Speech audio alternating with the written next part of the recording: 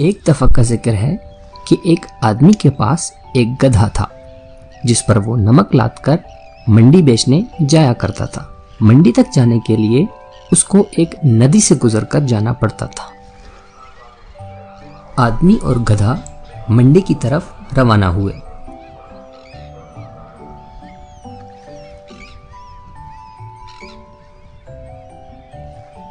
जैसे ही गधा नदी के बीच में पहुंचा तो उसका पांव फिसला और वो नमक समेत पानी में गिर गया।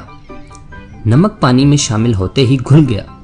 आदमी ये देखकर बहुत परेशान हुआ और घर वापस जाने का सोचने लगा क्योंकि अब मंडी जाने की कोई जरूरत न रही। अगले दिन आदमी फिर से नमक लादकर मंडी की तरफ रवाना हुआ।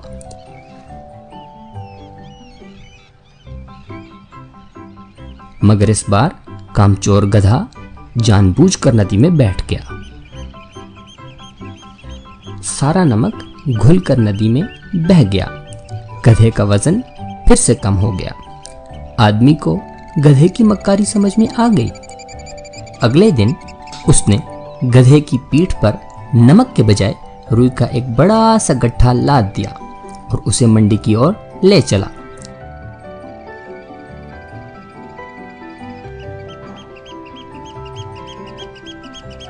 लेकिन गधा तो गधा ही था। नदी आते ही उसने फिर से वही चाल चली। लेकिन बच्चों, ये क्या? रुई के गट्ठे में पानी भर गया और गधे का बोझ कई गुना बढ़ गया। अब तो उससे चलना भी बहुत मुश्किल हो गया। जब गधा ना चल पाया तो आदमी ने डंडे से उसकी खूब पिटाई की। फिर कभी गधे ने पानी में गिरने की कोशिश नहीं की। तो बच्चों, इससे हमें यह सबक मिलता है कि अगर हम सुस्ती की वजह से अपने काम को टालते हैं तो हम और ज़्यादा परेशानी और मुसीबत में फंस सकते हैं। इसीलिए काम से जी चुराने वाले को कामचोर कहते हैं। एक पेड़ की डाल में चिड़िया ने एक छोटा घोंसला बनाया था। घोंसले में उसके 4 बच्चे थे जो अभी बहुत छोटे थे। चिड़िया बच्चों के लिए दाना लाया करती थी। एक दिन चिड़िया के घोंसले के पास एक सांप आया। उसने देखा उसके छोटे छोटे बच्चे घोंसले से बाहर निकल रहे थे। सांप की नजर बच्चों पर थी। सांप किसी भी तरह बच्चों को अपने साथ ले गया। जब चिड़िया दाना लेकर आई तो उसने देखा उसके 3 बच्चे घोंसले में नहीं है। चिड़िया आसपास देखती, उसे कोई नहीं दिखता। कुछ ही दूरी पर एक सांप को बिल से बाहर निकलते देखा। सांप चिड़िया को देखते ही बिल में चला गया। चिड़िया और उसका बच्चा रोने लगे। तभी एक कौवा आया और पूछने लगा, क्या हुआ बहन, क्यों रो रही हो? चिड़िया बोली, इस बिल में एक सांप है। इसकी नजर हमेशा मेरे बच्चों पर रहती थी। आज ही मेरे बच्चों को ले ही गया। कौवा ने उसकी बात सुनी और चिड़िया की मदद करने लगा। दोनों पेड़ की डाल में छुप गए। सांप जैसे ही बाहर निकला, कौवे ने अपनी लंबी चोंच से सांप की गर्दन पकड़ ली और उसे एक टोकरी में बंद कर दिया और बिल से छोटे बच्चे बाहर निकल गए। अपने बच्चों को देखकर चिड़िया बहुत खुश हुई और कौवे का धन्यवाद करने लगी। बबलू हाथी सुबह सवेरे अकेले वन में टहलने के लिए निकला। वह अपने ही धुन में चला जा रहा था। लगता था उसके दिमाग में कोई उलझन है जिसे वह सुलझाने की कोशिश कर रहा था। सड़क पर आगे बढ़ते ही उसके सामने चीकू खरगोश भागा। बबलू का पैर उसके ऊपर पड़ने ही वाला था कि चीकू जोर से चिल्लाया। उसकी आवाज सुनकर बबलू ने अपना पैर पीछे खींच लिया।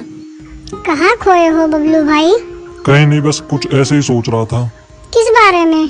तुम जानकर क्या करोगे? शायद मैं तुम्हारी कुछ मदद कर सकूं। तुम तो जानते हो आजकल वन में कितनी चोरियां हो रही हैं, पर चोर का कोई अता पता ही नहीं है। इस बात को लेकर वन के सारे प्राणी चिंतित थे। वे वहाँ खुद को सुरक्षित महसूस नहीं कर रहे थे। अरे चीकू भाई, हम मजबूर हैं। हम चोर को पकड़ ही नहीं पा रहे हैं। वह बहुत चालाक है और अपने काम को बड़ी कुशलता से अंजाम दे रहा है। कहीं कोई सबूत ही नहीं छोड़ रहा। हमारे राजा इस बात को लेकर बहुत चिंतित हैं। यही कारण है कि हम सब इस बारे में सोच रहे हैं। अब तुम मेरी इसमें क्या मदद कर सकते हो? मैं कुछ सोचता हूँ, हो सकता है मुझे कोई उपाय सूझ जाए। प्रयास करने में कोई हर्ज तो नहीं है। तुम ठीक कहते हो चीकू, लेकिन वन के गुप्तचर भी अभी तक इसका कोई हल नहीं निकाल सके। इतना कहकर वे चुप हो गए। बबलू की बातों ने चीकू को सोचने के लिए मजबूर कर दिया। चीकू को उदास देखकर बबलू बोला, तुम अपना मन छोटा मत करो। मुझे अच्छा लगा कि तुमने मेरी परेशानी को समझा। कभी मैं भी इस वन के लिए गुप्तचर का काम करता था। एक बार मेरी टांग टूट जाने से मेरे अंदर फुर्ती नहीं रही, तब से मैंने यह काम छोड़ दिया। चीकू, तुम चाहो तो यह काम दोबारा कर सकते हो। वन के प्राणी ज्यादातर दिन में भोजन की तलाश करते हैं, वे रात को आराम करते हैं। तुम दिन रात दोनों में ही भोजन की तलाश में निकल सकते हो सकता है रात को तुम्हें कुछ ऐसी बातों का पता चल जाए जो हमारे काम की हो। हाँ बबलू, तुम ठीक कहते हो। मैं आज रात को वन में घूम कर इस बात का पता करने की कोशिश करता हूँ। थोड़ी देर बातें करके चीकू अपने बिल की ओर बढ़ गया और बबलू अपने रास्ते चला गया। चीकू के दिमाग में अभी तक बबलू की कही बातें घूम रही थी। उसे समझ नहीं आ रहा था वह बबलू की मदद कैसे करे। दिन भर वह उसी उधेड़-बुन में लगा रहा। शाम होते ही चीकू कुछ सोचने लगा और वह चुपचाप बिल से बाहर निकल आया। चीकू की पत्नी ने देखा तो बोली, इस समय कहाँ जा रहे हो? बाहर खतरा है। खतरा तो सुबह भी रहता है, लेकिन खतरों से डर कर हम भूखे तो नहीं मर सकते। मैं बाहर घूम कर आता हूँ। इतना कहकर चीकू रात को बिल से बाहर निकल आया। कुछ दूर जाकर उसकी नजर बंकू उल्लू पर पड़ी, जो कुछ ही दूरी पर था। वह पेड़ की डाल पर बैठा अपनी गर्दन चारों तरफ घुमा रहा था। वह तेजी से पेड़ की एक डाल से दूसरी डाल पर उड़ रहा था। बंकू की नजर उस पर नहीं पड़ी थी। कुछ सोचकर चीकू पेड़ के पीछे से बाहर निकलकर थोड़ी खुली जगह पर आ गया और वहां से बंकू उल्लू को देखने लगा। बंकू ने चीकू को अंधेरे में भी देख लिया, पर उसने उसमें कोई उत्सुकता नहीं दिखाई और अपनी गर्दन चारों ओर घुमाता रहा। चीकू बड़ी देर तक बंकू की हरकतों पर नजर रखे रहा। वह थोड़ी देर तक खुले मैदान में खड़ा रहा, पर बंकू ने उसे देखकर भी अनदेखा कर दिया। उसने महसूस किया कि बंकू के आसपास चमकू चमगादड़ भी मंडरा रहा था। कुछ देर वन में घूमने के बाद चीकू अपने बिल में लौट आया और सुबह होने का इंतजार करने लगा। अगली सुबह बबलू उसी रास्ते में जा रहा था। रास्ते में चीकू उसका इंतजार कर रहा था।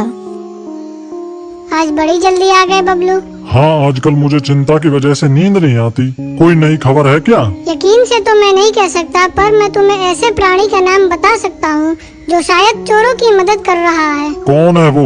बंकू उल्लू। इतना कहकर चीकू ने रात की घटना उसे ज्यों की त्यों सुना दी। इसे सुनकर बबलू का माथा ठनका। बबलू की आंखें चौंधिया गई। तुम ठीक कह रहे हो। मुझे आज रात बंकू और चमकू पर नजर रखनी होगी। इतना कहकर वे दोनों अपने अपने रास्ते चले गए। बबलू रात को अपने साथियों के साथ बंकू पर नजर गड़ाए रहा। उसकी संदिग्ध गतिविधियों को देखकर बबलू ने उसे उसके साथियों चंकी और संकी लोमड़ के साथ पकड़ लिया। बबलू ने सख्ती से पूछताछ करनी शुरू कर दी। तुम इस समय बंकू चमकू के साथ क्या कर रहे हो? हम चारों दोस्त हैं, इसलिए साथ बैठकर बातें कर रहे हैं। चमगादड़ और उल्लू की दोस्ती तो समझ में आती है, पर लोमड़ के साथ दोस्ती कैसे हो सकती है? सख्ती से पूछने पर दोनों ने अपना जुर्म कबूल कर लिया और सभी चोरियों के बारे में बताया जो उन्होंने कुछ दिन पहले वन में की थी। बबलू ने उनके चोरी का सारा सामान भी बरामद कर लिया। बंकू और चमकू को अभी तक समझ में नहीं आ रहा था कि वो इतनी आसानी से कैसे पकड़ में आ गए।